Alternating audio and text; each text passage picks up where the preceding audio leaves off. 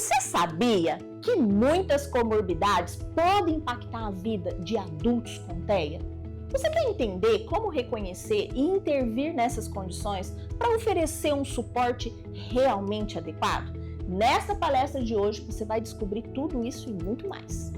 Eu sou a Mara Duarte da Costa, sou a mentora aqui da Rema Neuroeducação e hoje eu convidei o professor Luiz Paulo, que é um especialista em educação especial, psicopedagogo na área da inclusão, e ele vai revelar as comorbidades mais comuns no TEA adulto e vai mostrar para vocês por que a gente precisa conhecer esses detalhes, que podem fazer toda a diferença na qualidade das intervenções que oferecemos. Então, não perca essa oportunidade de aprimorar o seu trabalho. Inscreva-se agora no canal, ative o sininho e venha se aprofundar conosco nesse tema que é essencial. Professor Luiz Paulo, estamos ansiosos para aprender com você.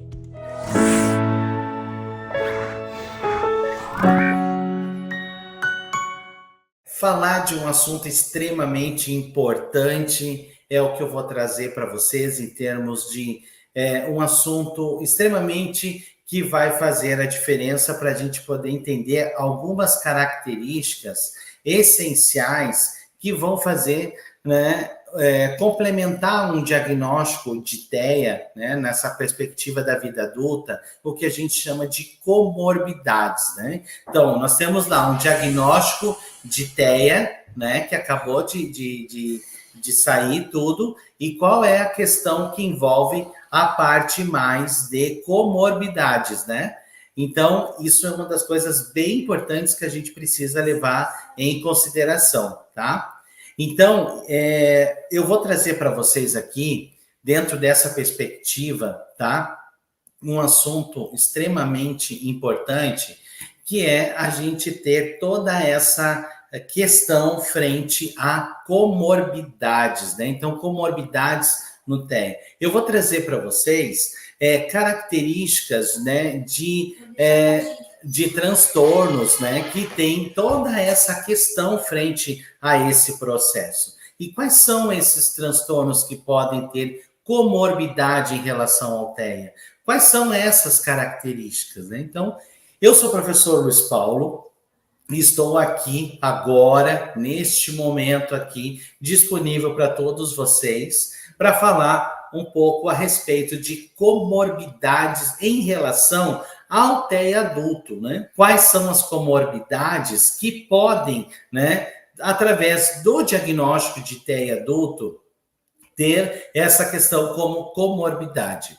Então, comorbidades no transtorno do espectro autista. Primeiro, a gente precisa entender o que é essa comorbidade, tá? Quando a gente se fala do diagnóstico de autismo, nós precisamos entender sempre que o transtorno do espectro autismo é um conjunto de sinais e sintomas, que vai envolver toda dificuldade dessa pessoa quanto às relações sociais, quanto à interação, quanto à questão da comunicação, quanto à própria questão frente a demandas sensoriais que altera as possibilidades de comportamento e envolvimento dessa pessoa, através das suas interações, das demandas sociais, a qual ela faz parte, a qual ela está ali naquele grupo, naquela comunidade, Então, tudo isso vai fazer diferença a partir do momento que nós temos o conhecimento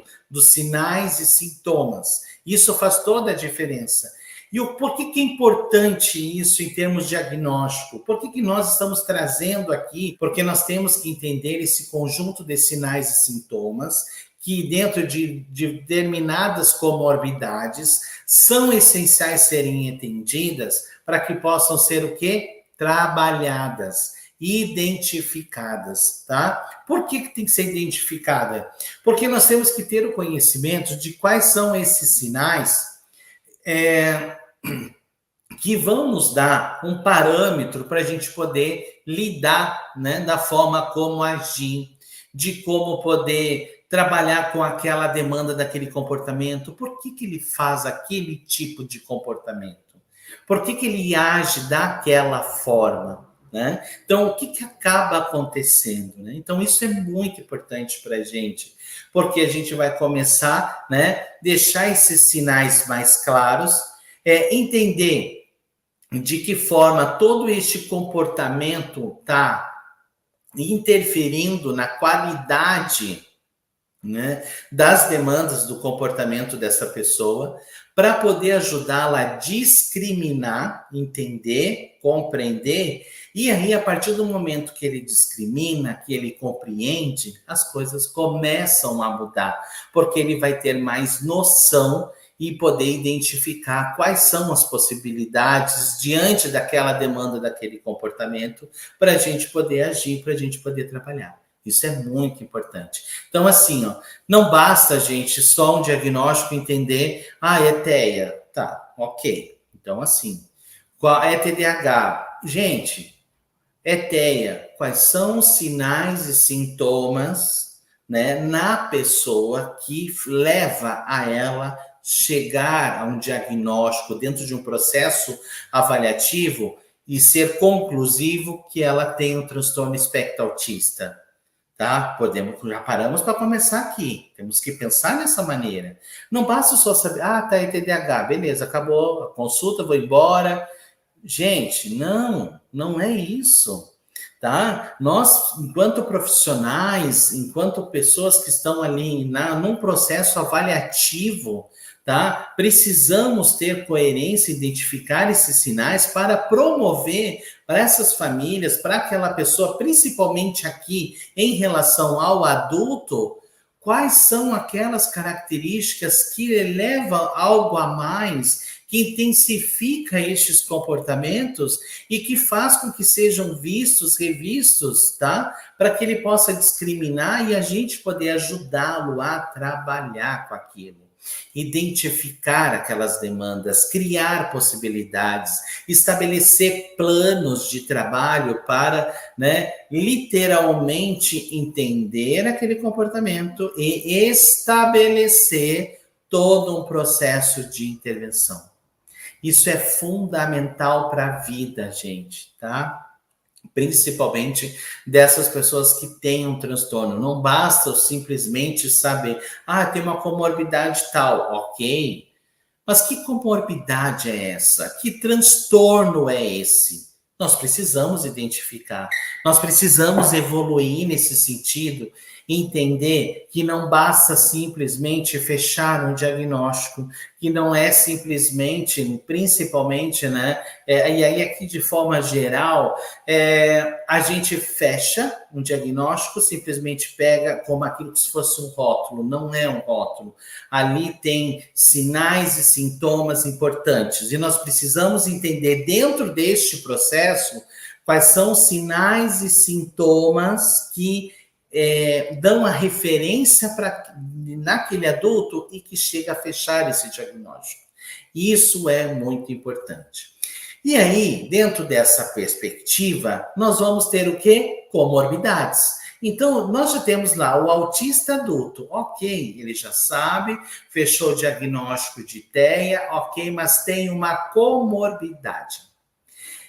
E aí, gente, nós precisamos também identificar quais são esses sinais, sintomas que levam a essa pessoa a ter esta comorbidade e quais são, como que isso se relaciona, como que esse diagnóstico com o outro, ele se contempla, tá? Como ele se sobrepõe um ao outro. E dentro dessa condição, nós vamos ter níveis também, né? Níveis de suporte que vão do mais sutil ao mais intenso, né? E que vai trazer possibilidades de uma intervenção ser efetiva. Então, é muito importante a gente entender isso para poder ajudar, né, esse adulto a entender de que forma esses transtornos, né, estão intensificando, estão sendo manifestados através dos seus comportamentos.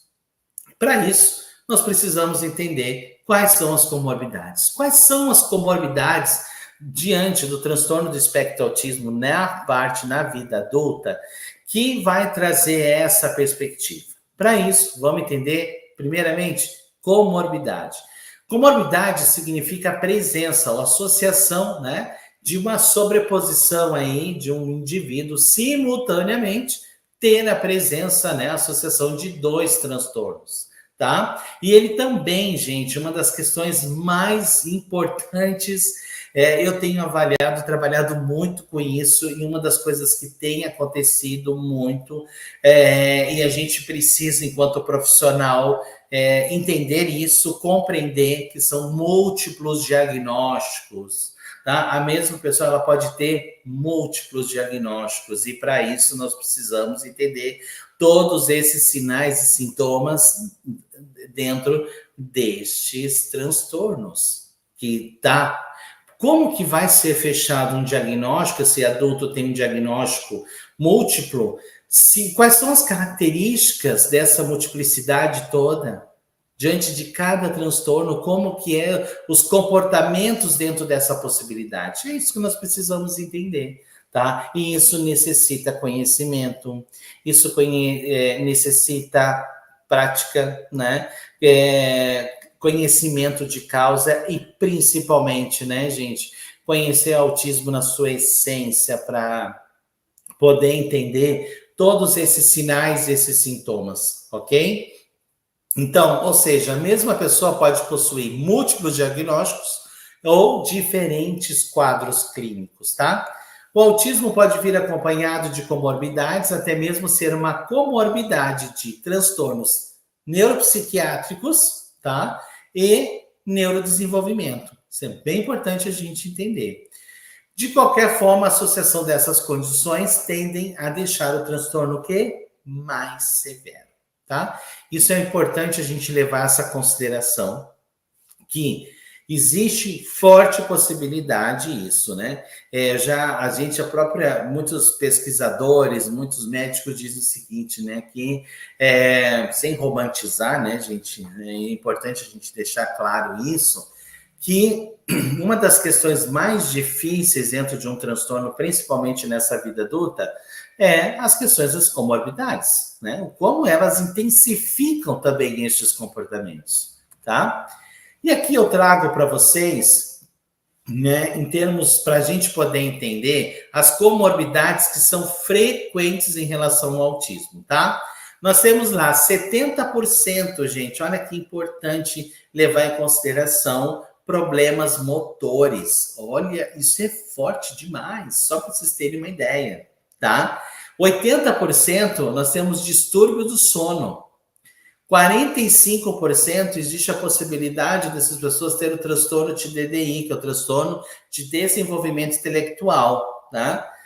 30% epilepsia. Nós sabemos, né, que a ciência nos contribui de forma muito precisa que a partir da etapa da adolescência existem fatores importantes que muitos adolescentes desenvolvem e acaba a capacidade de desenvolvendo epilepsia nessa faixa etária. E nessa faixa etária são de 30%, tá? 44% em relação ao TDAH e 10% distúrbios gastrointestinais, que é também outro distúrbio muito importante que pode ter alteração e é muito frequente na vida adulta também, tá? Gente, aqui levando em consideração 70% de problemas motores, é importante deixar que por mais que não há dentro do diagnóstico, tá, como princípio a questão motor em si como fator decisivo para o diagnóstico, tá? Ele vem sendo discutido isso, mas ele é importante, acontece isso, né, frente às pessoas que têm todo esse transtorno do espectro do autista. Então, isso é uma fonte bem importante para a gente poder entender todo esse processo. Partindo desse princípio, a presença de uma condição piora muito mais a inicial da outra, tá? Então, ele pode apresentar maiores, né, déficits de interações ambientais e menor, né, envolvimento na escola, nas respostas, às terapias. Isso é importante. Por isso, né, diante de todo esse processo, gente, né, de desenvolvimento, tanto ao processo de avaliação diagnóstica, quanto a esse processo de intervenção, nós precisamos entender que isso vai fazer toda a diferença dentro dessa proposta. Então, a gente precisa entender de que maneira esse comportamento ele se apresenta, né? Uma das questões que eu sempre falo nas aulas da Rema aqui para os nossos alunos, eu digo, uma das questões mais essenciais e importantes de um processo de avaliação é a questão do quê? Observação, né? Observar, observar, observar. A observação, gente, é um canal extremamente importante, né? Uma ferramenta nossa, tá? Que vai trazer um efeito muito importante dentro desse processo para a gente poder identificar, a gente entender de que forma aquele comportamento está evoluindo, de que forma ele se apresenta, tá? E isso traz uma condição importante, tá? Que é para a gente poder ter a ideia também de qual é o diagnóstico, que tipo de comorbidade é essa e como poder agir, certo?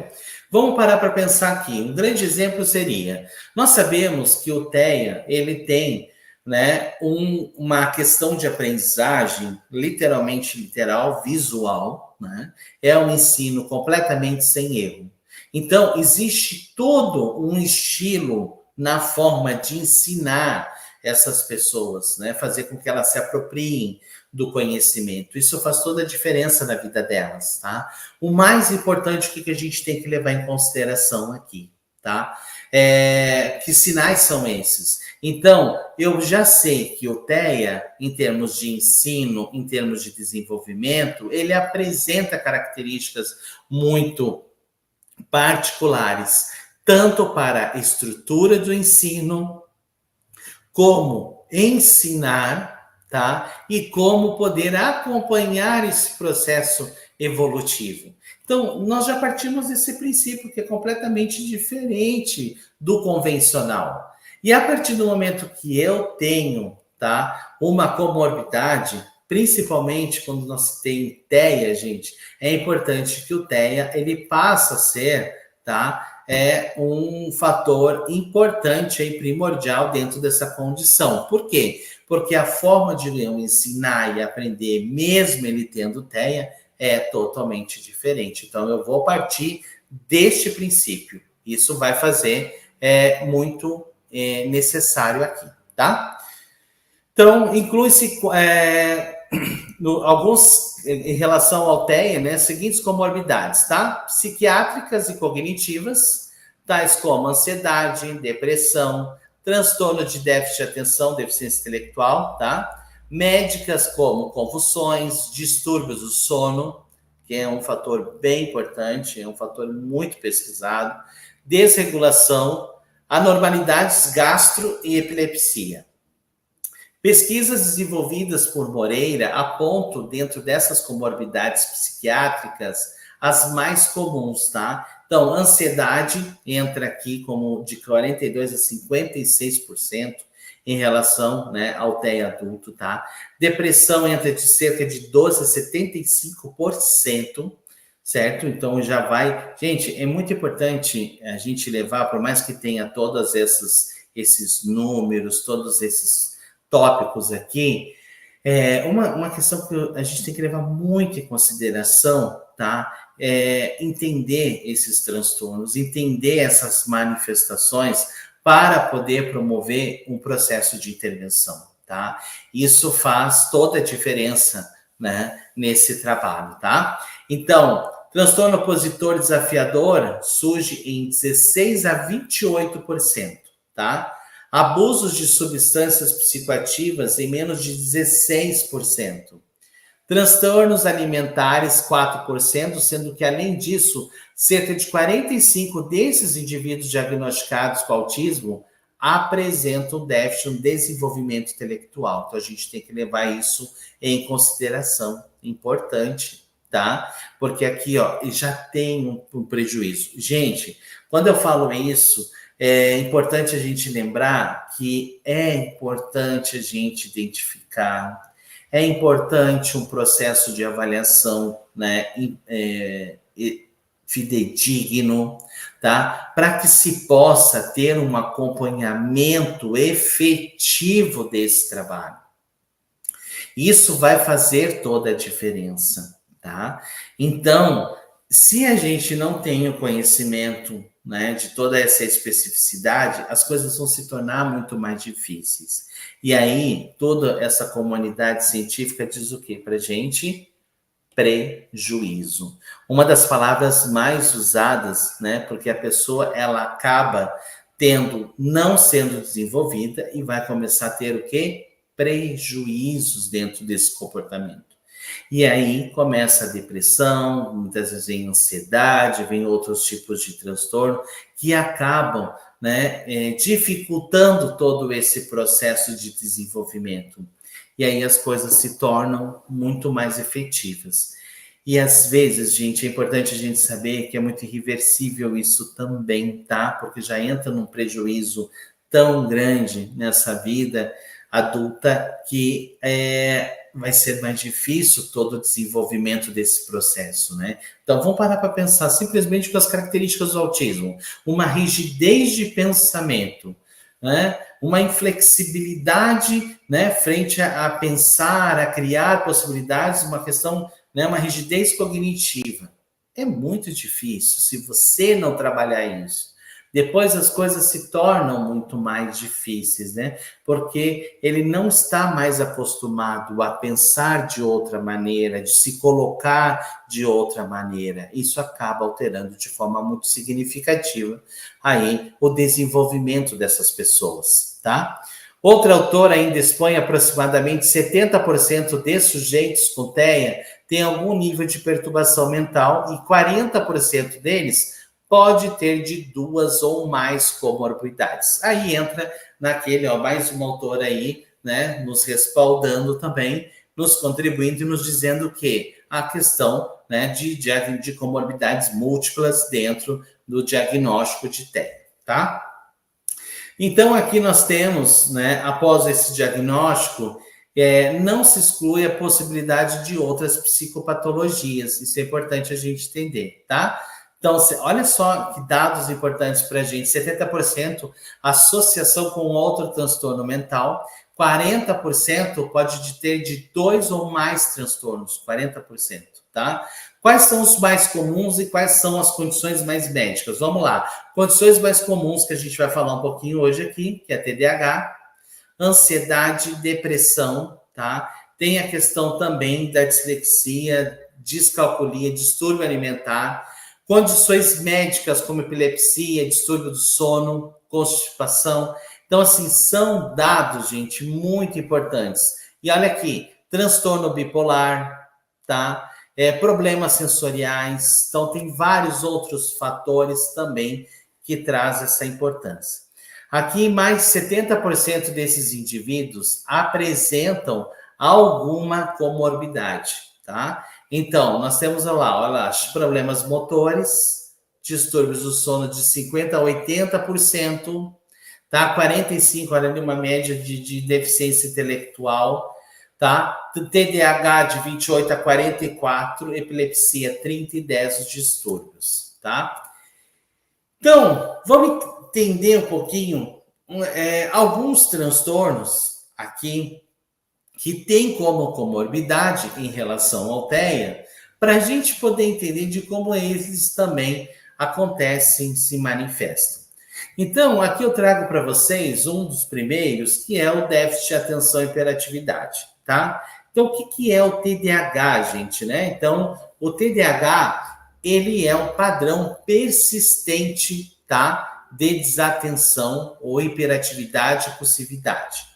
Hoje, nós temos, pelo DSM-5, né, a edição revisada, nós temos como informação duas questões importantes, tá? Uma que é do tipo hiperativo e impulsivo, outra que é do tipo desatento e outra é do tipo misto. O misto vai ser nessa contemplação desses dois tipos, da hiperatividade, impulsividade e desatenção. Tá? E todo esse nível de desenvolvimento, tá, tem um impacto importante negativo dentro dessa rotina dessa pessoa, que vai alterar quanto a questão de funções executivas, habilidades cognitivas, né, importantes né? Frente a atividades sociais, acadêmicas, profissionais, né? Então, tem autistas com TDAH que têm uma dificuldade de atenção importante, tá? Ou muitas vezes vai ter aquela que é muita agitação, uma impulsividade e que traz de uma forma muito intensa dentro do comportamento, ao ponto, especificamente aqui, tá, gente?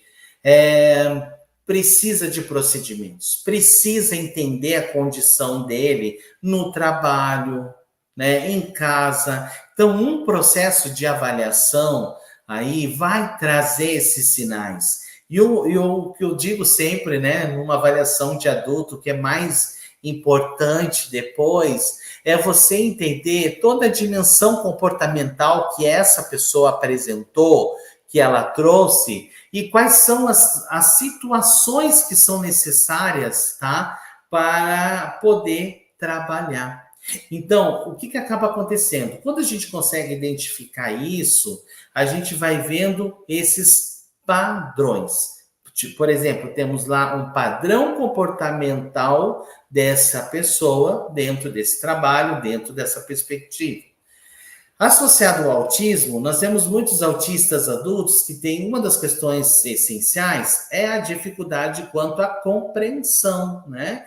Pela questão da falha em relação à teoria da mente. Isso leva em consideração que não quer dizer que ele não entendeu o que você falou, ele não ouviu, desculpa, que ele não tem, né, não tem escutado o que você falou. É que para ele compreender aquilo que você está falando, a informação que ele está recebendo, ele precisa pensar sobre aquilo. Então, o autista pensa por imagem, é um pensador por imagens.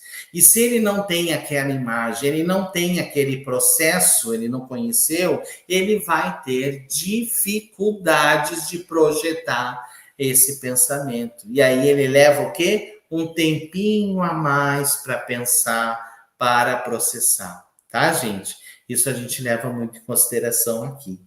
Então, ela é de origem genética, o TDAH, tá? Causado pela pouca produção de dois neurotransmissores muito importantes, gente, tá? Que é toda essa parte pré-frontal aqui a nível cérebro, tá? Que é responsável pela atenção, pelo comportamento, pela questão da motivação. Olha as funções executivas aqui, que é a substância, né? Neurotransmissores como a adrenalina e a noradrenalina.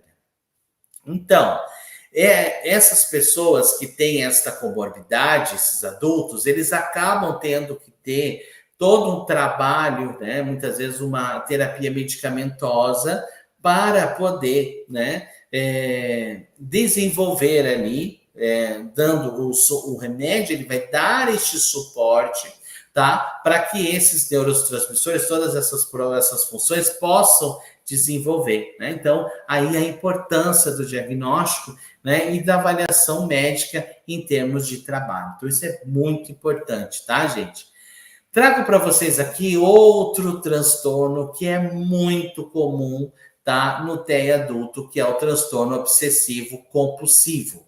É outro também importante que tem como comorbidade na vida adulta, tá? Eu já trabalhei com 3 autistas adultos que eu pude poder acompanhar, que tem todo esse transtorno, né? E a dificuldade que isso traz dentro do seu processo de desenvolvimento, né? Então, aqui, as pessoas com autismo têm de 2 vezes mais chances de serem diagnosticadas com TOC também, tá? Nesses casos, os autistas apresentam pensamentos obsessivos, se comportam de maneiras repetitivas, compulsivas, né? Para lidar com esses pensamentos. Outra questão importante, gente, tá? É fundamental a gente entender aqui que tem muitos autistas que têm a questão do perfeccionismo. Então, ao mesmo tempo que essa habilidade, eu acredito muito, né, nessa habilidade, que ela é perfeccionista, que ao mesmo tempo você pode usar tanto de ser de uma forma mais favorável como desfavorável. Tudo vai ver como acontece a intensidade desses comportamentos, né? Tudo a gente vai levar em consideração a isso, tá? Então, gente, temos autistas, muitos perfeccionistas, que acabam desenvolvendo isso por sempre deixar tudo, tem que estar muito organizado, muito sistemático, e acabam tendo também esse transtorno obsessivo compulsivo que intensifica tudo mais isso, né, ao ponto de trazer de uma forma muito repetitiva todas as demandas e compulsivas esse comportamento. Então, a gente precisa identificar, a gente precisa verificar toda a intensidade, né, desses comportamentos para poder, novamente eu volto lá que nem eu comecei hoje falando, ajudar o adulto a discriminar isso, né, perceber,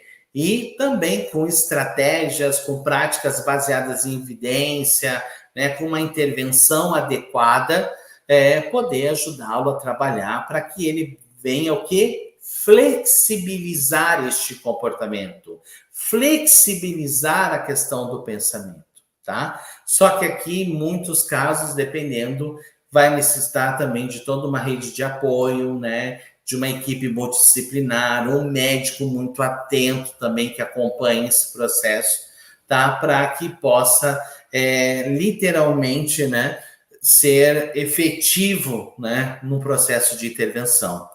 O TOC, gente, ele é caracterizado por obsessões, compulsões ou ambas, tá? As obsessões são ideias, imagens, os impulsos, né?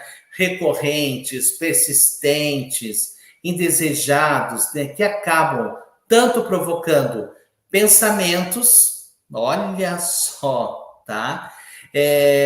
Ansiedade, pensamentos intrusivos, né? Que acaba dificultando outros tipos de comportamento, né? Então, isso é muito sério, gente, né? Eleva muito. Então, a gente tem que acompanhar, a gente tem que perceber, né? Para poder identificar. Então, eu estava avaliando um adulto e, de repente, ele está terminando o ensino médio, né? E ele tem uma dificuldade importante em relação à área de raciocínio matemático, tudo. E aí, o que aconteceu, né? Eu vendo tudo isso, no momento que eu fui aplicar algum material, tentar verificar isso, o comportamento dele, gente, parece que assim, deu um 360 graus ali, porque é uma dificuldade importante dele de lidar disso, ele encontrou muito, aí vem uma rigidez, tanto na forma de pensar, ele se negou a fazer, porque ele disse, Luiz, eu tenho muita dificuldade. Eu não sei, eu não consigo, eu não sei nem por onde começar. Então, a gente sabe que a partir do momento que tem também toda essa questão dessa ansiedade, essa rigidez, nós vamos ter dificuldades. E não basta te intervir, mas isso não basta que você vai já para cima da pessoa. Não, vamos entender e dar um passo atrás, entender lá quais são esses sinais, quais são esses sintomas, quais são essas demandas para poder, né, deixar essa pessoa confortável também, para a gente poder identificar. Então aí, gente, a gente precisa dar um passo de cada vez nesses casos mais intensos, tá? Para que você, ao mesmo tempo, você tem que tomar muito cuidado com uma coisa. E aí aqui eu digo a importância de conhecer as nossas pós, de conhecer os nossos cursos, tá? Porque se você não dominar esse conhecimento, se você não ter esse conhecimento de uma forma muito precisa, tá? Você pode falhar. Isso é perigoso, tá? Então, são vidas. A gente salva vidas. Isso é importante você saber, tá? Quem conhece, quem trabalha, quem realmente conhece ideia, trabalha neste universo, entende muito o que eu estou falando. Tá? Porque a gente pode, ao mesmo tempo, mudar o jogo, né? Dar a virada na vida dessa pessoa, como também pela falta de conhecimento prejudicá-la muito, né? entende? Então, eu digo a importância de conhecer essas características de uma forma muito expressiva, tá? Então, assim, ó, e uma das coisas que eu sempre gosto de falar aqui, no autismo não existe achismo, tá? Muita atenção.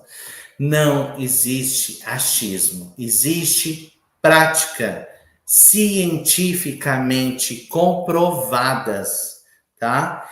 E são literal. Por que é prática? Porque a prática científica praticou antes. Teve vários estudos sobre aquilo que deu certo. Então, achismo não combina, tá? Então, gente, é muito importante a gente se apropriar disso, né? Eu comecei a trabalhar com autismo em 1997, só para vocês, já são mais de 25 anos aí trabalhando na área do autismo. Eu trabalho desde a criança, do bebê, adolescente, adulto, idoso, não podemos esquecer que eles existem, tá? E eu vejo, né, a importância do que vocês estão tendo aqui, né? A possibilidade de ter uma informação, né? Algo que na minha época, muito atrás, não tinha live, não tinha essa oportunidade, né?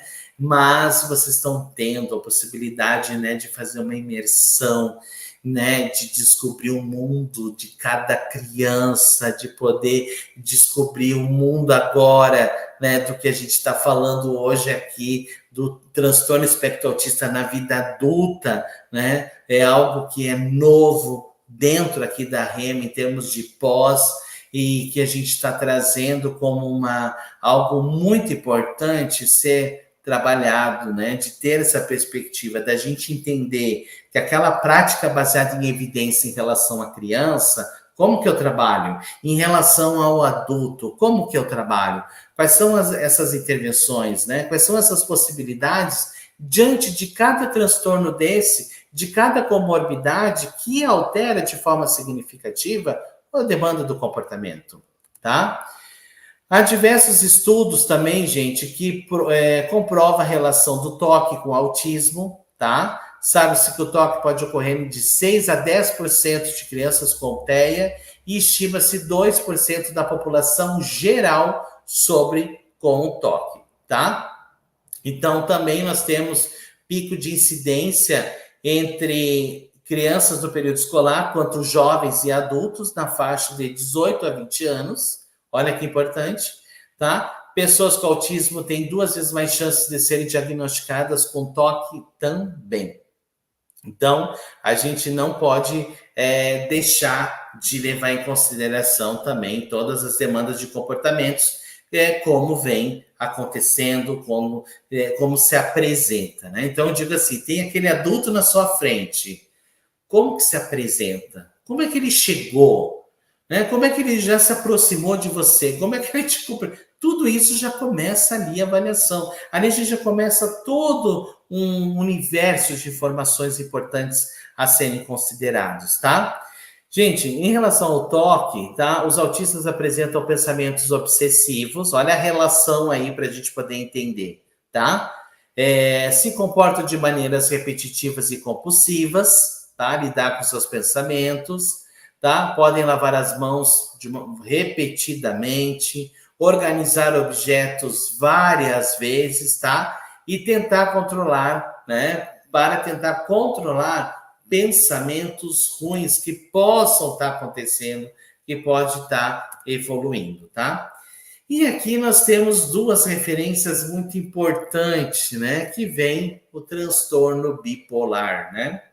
Então, o transtorno bipolar, gente, é um transtorno cerebral caracterizado por mudanças nos níveis de energia, tá? Humor e funcionamento, certo? Então, em relação ao TEA, o desenvolvimento do cérebro afeta o comportamento e a comunicação, tá? As pesquisas indicam, o que as pesquisas dizem dessa relação, tá, gente?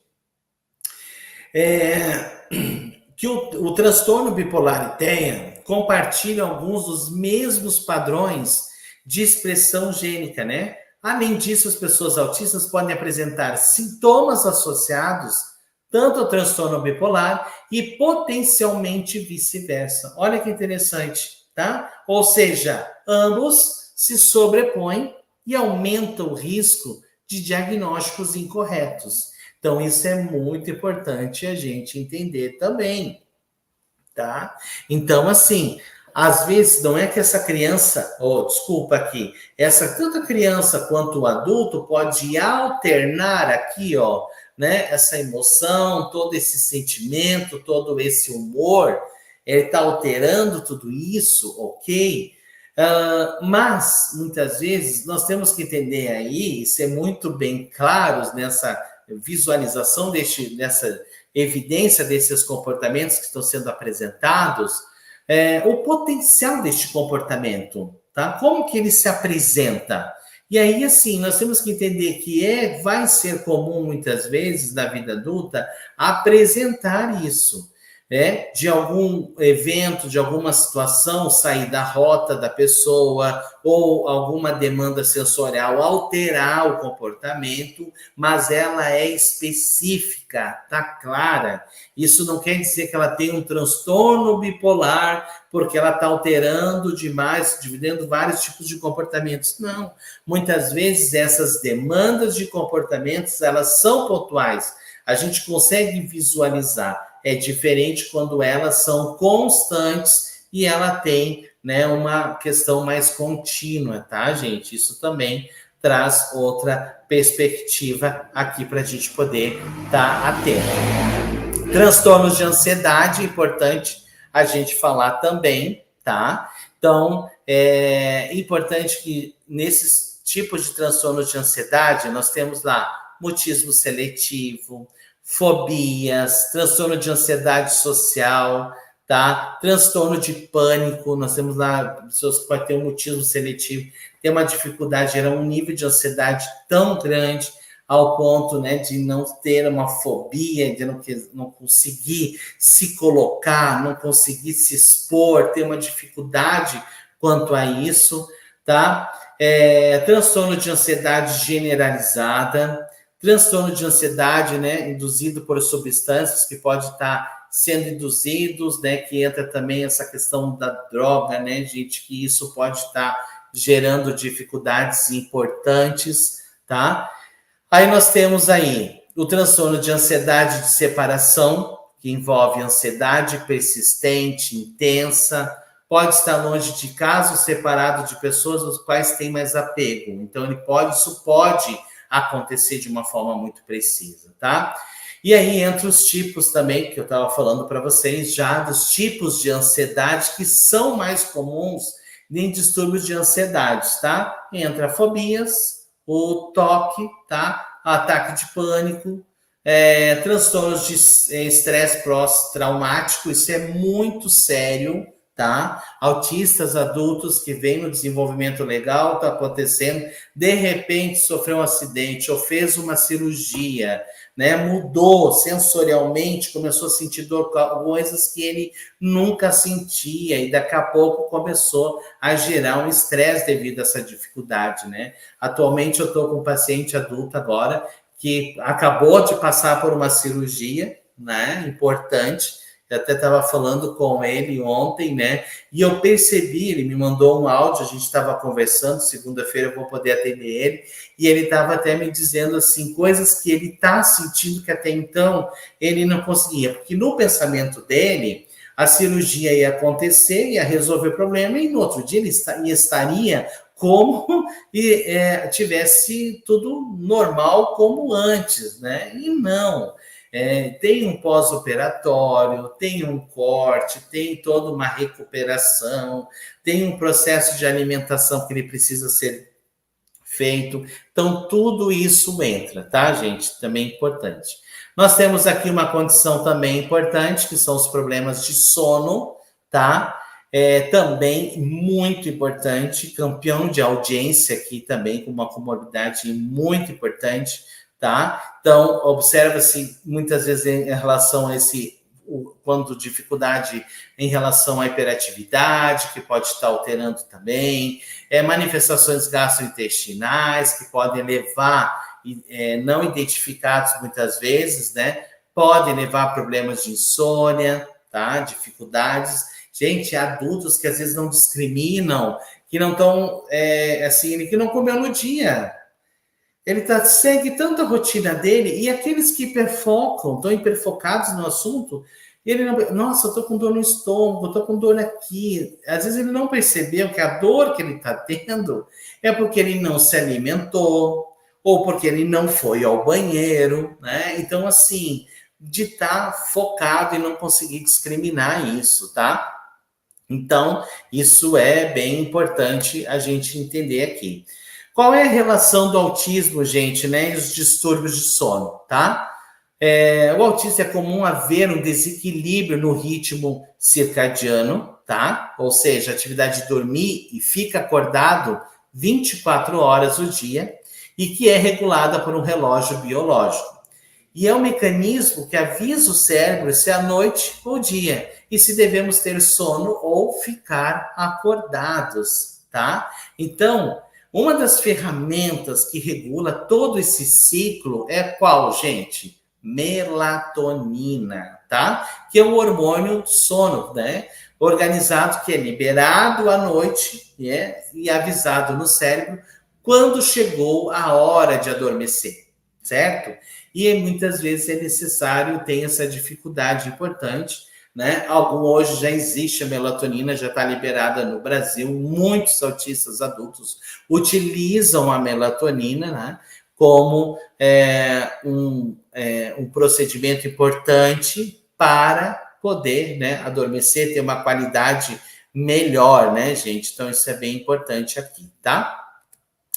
E aí nós temos as manias e restrições alimentares, tá? E entra muito aqui comportamentos, e entra também a questão da seletividade alimentar, entra também demandas sensoriais. Então, o que é essa demanda, né, dessa restrição? Tem a ver com comportamento, tem a ver com demanda sensorial, que tipos de seletividade essa criança possui, tá? Então, assim, ele é uma característica principal de exclusão de uma variedade de possibilidades de alimentos, tá, gente?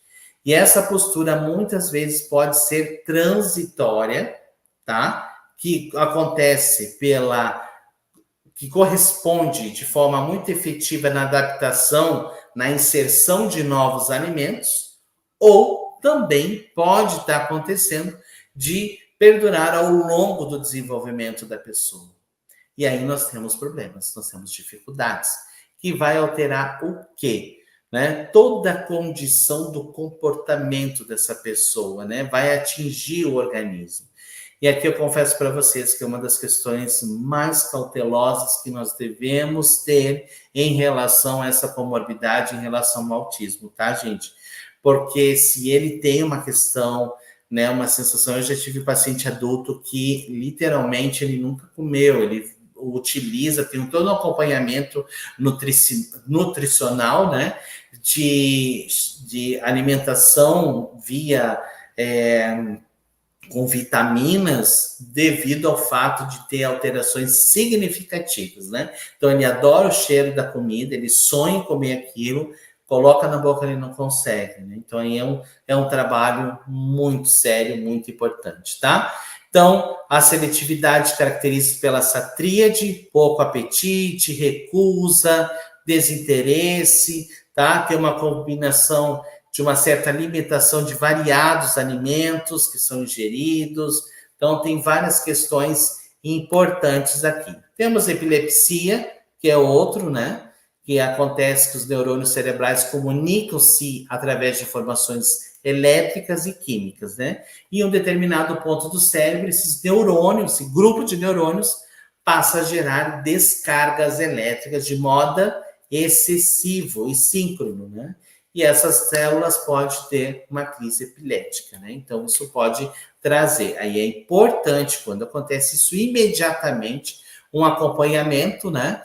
com o médico para poder trabalhar todas essas possibilidades, né? Acabam tendo convulsões, acabam tendo todas essas crises também e que precisam ser monitoradas, identificadas, bem acompanhadas, né, com o neuro, para poder dar esse suporte. O médico faz todo o encaminhamento com o uso de medicação, vai fazendo esse controle disso tudo, né? Então, isso as pesquisas comprovam de uma forma importante. Nós temos a esquizofrenia aí também, tá? Que é uma desordem cerebral crônica e grave, tá? Então, né, um autista também que não é muito bem trabalhado, desenvolveu e, gente, um autista, ele precisa ser trabalhado, né? Ele precisa ter toda essa gama de estimulação, ele precisa, depois que ele aprender tudo, ter uma manutenção constante naquilo, né?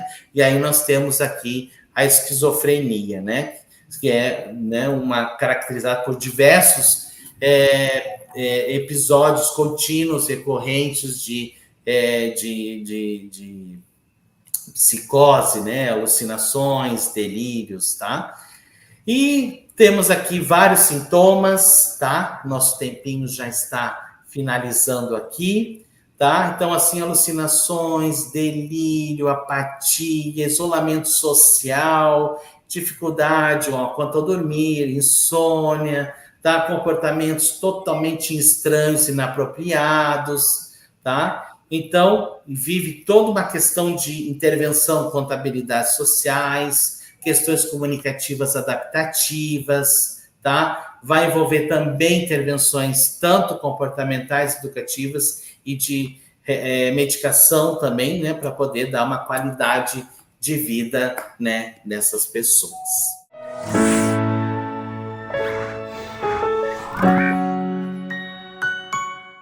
Obrigado por assistir até o final. E se você gostou desse vídeo, então não se esqueça de curtir e compartilhar com seus amigos. Isso ajuda muito a gente a disseminar o conhecimento para muito mais pessoas. E se ficou alguma dúvida ou sugestão, pode deixar aqui embaixo nos comentários que teremos o maior prazer em responder. Eu adoro quando vocês contam as histórias de vocês em sala de aula, porque isso enriquece muito a discussão. E aqui na Rema, o conhecimento não tem fim. Quer saber mais? Clique aqui no vídeo que está aparecendo na sua tela para aprender ainda mais. Até a próxima!